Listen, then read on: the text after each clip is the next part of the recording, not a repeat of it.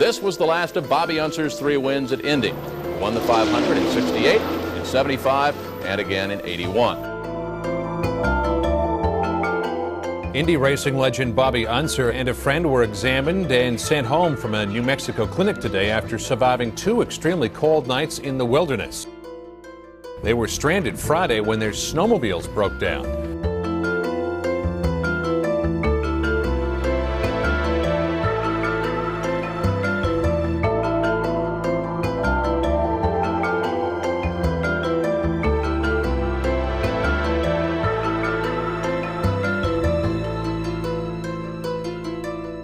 Well, it got worse and worse and worse. We're really sick. Robert's better than I am for sure.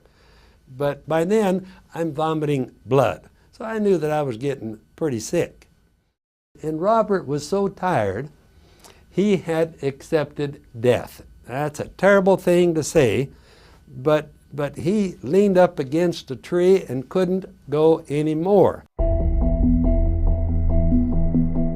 I healed up a little while, got feeling a little bit better again, and I decided it's time to go get that snowmobile. And one of the deputies from up in that county, deputy sheriff, had told me, he says, there's a wilderness up there. Maybe you ought to get a hold of somebody from the forest department, National Forest Service, and get him to go help you. So if there is a wilderness, you don't go into it and you don't make them angry.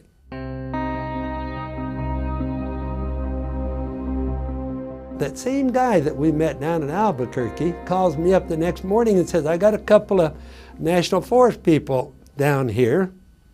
They're going to help you go find your snowmobile. They're from Colorado. I said, good. He says, well, can you come down? I said, for sure.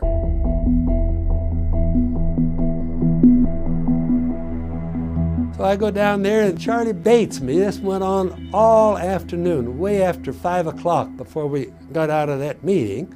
He's got all types of maps and he's doing everything he can to help me try to reminisce. And I says, this is probably in the area that I spent the night. And I said, if that's the case, I said, the snowmobile would be up on the high country. Charlie says, we've determined by your backtracking and where you say you think your snowmobile is, that you were in the wilderness area. I says, well, what's that got to do with anything? I didn't have any choice. He says, if you were in the wilderness area, you were illegal. And he says, we're giving you a ticket for that. I said, but you don't even know. I don't know. Nobody's seen the snowmobile. I don't know where I was. You don't know where I was. You can't do this. It's not right.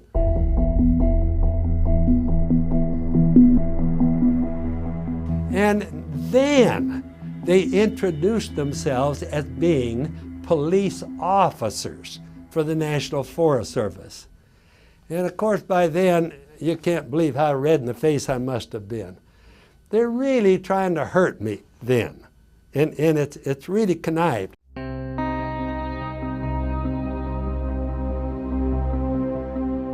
I've never been in trouble.